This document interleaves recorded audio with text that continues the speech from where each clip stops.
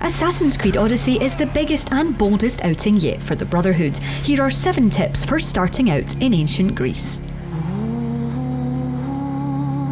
It's here. Assassin's Creed Odyssey's trip into the Animus is a sprawling journey through ancient Greece. With an intimidatingly huge map and more skills and abilities than you can shake a very pointy stick at, there's a lot to learn. I'll be following this up with a stack of advanced tips, but to make the most of your first 10 hours or so, it's important to highlight some key focuses to make your journey a little more plain sailing. Plugged into your favourite time-travelling MacGuffin and ready to pop up your hood? From skills to engraving, here are 7 tips for starting out in Assassin's Creed Odyssey. Here it is, my number 1 tip for Assassin's Creed Odyssey. Loot everything. Chances are that you're going to need it at some point, so just keep an eye out for the loot button appearing as you ride across the world. Thankfully, Cassandra and Alexios have unlimited pocket space because the precious gems, multiple different types of ore and olive wood all come in seriously handy for weapon customization via engravings and upgrading the Adrestia, as well as crafting your own arrows on the move. Yep, you can finally craft arrows in Assassin's Creed. Praise Ares. Helpfully, you can loot from your horse, so you don't even need to get off Phobos to claim your rewards. Keep your eyes out for shiny objects on the ground and your ears out for a faint sparkling noise when there's a useful precious gemstone around. You'll find gems on rocky outcrops like beaches and in caves. You're also going to need an awful lot of soft leather, and you can sell various animal parts, so make sure you keep an eye on goat herds and wildlife. You'll probably find that some of the hungrier animals come to you, but make use of herds of goats and you'll even find that your eagle Icarus will happily swoop down and kill the odd creature for you. Oh, and if you're looking for obsidian glass at any point, you've got a higher chance of finding it in nation chests rather than a regular hiding place. Okay, so Assassin's Creed Odyssey is big, like scary big, like so big that even thinking about finishing everything on here is frankly like planning a session every day until Christmas. Just like Origins, you can see on the map exactly what level you're expected to be when you get to each section. These aren't just guidelines, these are Ubisoft Montreal just saying no. The minute you're in an area where you're out-leveled, you will know about it. Not only do enemies have skulls over their heads instead of an actual number, but one bite from a wild animal will automatically mean game over.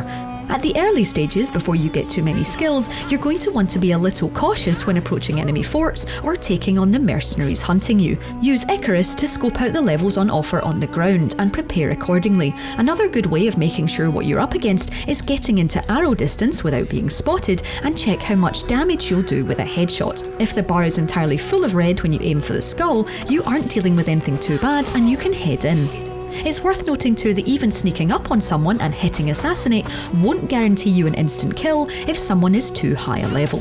Oh, and if you're going to go in and try your luck with foes over your level, head into the menu and use the quick save button. You'll thank me. Entirely new for Assassin's Creed Odyssey is a weapon perk called engravings. Cassandra and Alexios constantly balance 3 different types of skills: assassin, warrior and hunter. Amongst other things, engravings give your weapons further damage with one of these skill types. For example, you might want to increase your warrior damage by 3% on your sword or spear. Engravings can only be added at blacksmiths, but they aren't free, so you will want to save adding them until you've got a particular weapon that you're attached to. Here's where that first tip comes in handy. You need a stack of craftables for each one, so always keep an eye on what you've got in your pockets and plan accordingly. You'll unlock engravings as you progress through the levels, and even by going to the locations of the riddle documents that you'll find scattered across the world. But there are also a stack of different requirements to unlock even more. These include getting a certain number of headshots or killing a number of people before they can even damage you. Incidentally, this is very similar to an addition to Assassin's Creed Unity, and you'll probably do it a lot by accident. You can check what you need in the menu though if you're looking for a specific added bonus for your new favourite weapon. It's also worth noting here that when it comes to weapons, if you've got quite attached to one particular sword or spear, but it's getting left behind in terms of damage as you level up, you can pay to upgrade it at the blacksmiths. Handy. Oh, and don't lug around gear as a dead weight. Dismantle what you don't use, Destiny style, and your crafting menu will thank you for all that extra wood for arrows. That Broken Spear of Leonidas is absolutely no trinket, and you're going to spend a lot of time umming and ahhing about how to best use your superpowers early on in the abilities menu. Thankfully, you already have some assassin powers as standard, so you don't need to unlock the Leap of Faith, but when it comes to the Spartan kick, you're going to have to buy it. Obviously, it depends on your playstyle, but choose wisely what you add to your superpower bar first. If you're slow and stealthy when it comes to the attack, adding the Predator arrow shot ability is absolutely invaluable when it comes down to taking down foes from afar and making sure you don't miss. The Spartan kick is a must-buy early too, as it means you can do a little crowd control when things get a bit hairy. In some good news, whenever you fill up your gold bar and use an ability, you'll get a little bit of health back, but when the second tier of abilities arrives, get yourself the second win skill and you can refill your health on the go. You'll definitely need it. Finally, there are so many skills to choose from, but the shield break is worth its weight in teeth-crushing gold when it comes to conquest battles, as you yank away enemy shields and batter them around the face with them. It definitely saves repeated slams with a heavy attack, which can be a bit of a slog. If combat's getting you down at all, just double the amount of dodging you do, and remember you can extend it by holding the button down for some slow-mo time to get you out of the way of those red attacks that unfortunately you just can't parry.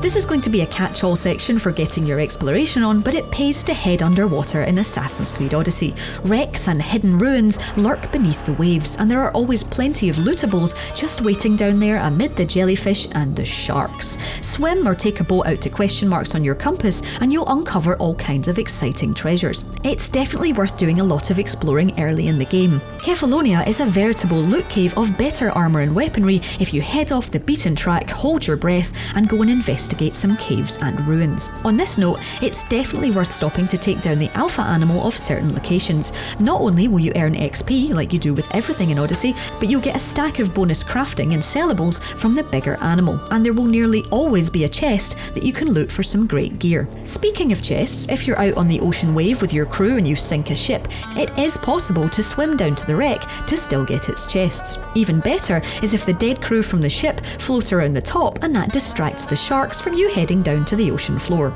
Alternatively, you can just kill the sharks. Sorry, Jaws. It's nothing personal. Given that we've been climbing to the tops of towers and spinning a camera around for 11 years now, it will be no surprise to you that you can of course find synchronization points across ancient Greece.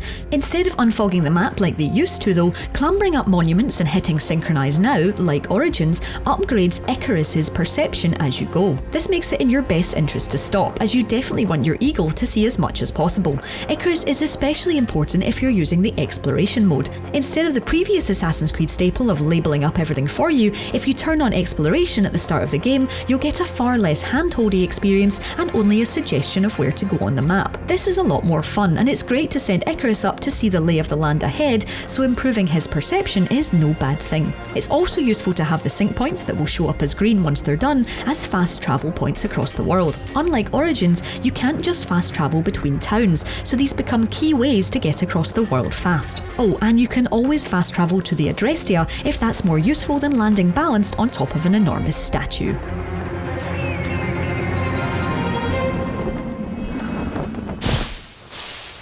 So finally, it's important to keep an eye on that red bar in the bottom right that shows exactly how much you're winding people up in the world. It turns out that if you steal, with items indicated in red, or cause chaos by killing people, you know, a lot more standard in an Assassin's Creed game, some people really don't like it. These people will then send mercenaries with great names out to kill you. Like the Falakis in Origins, these are announced with a deep horn and then a serious battle to the death if you don't manage to sneak up on them. The good news is that if the mercenaries after you are a ridiculously high level and you don't fancy taking them on, there are multiple ways of reducing your bounty. Sadly, none of them involve pulling posters off walls. Sorry, Ezreal.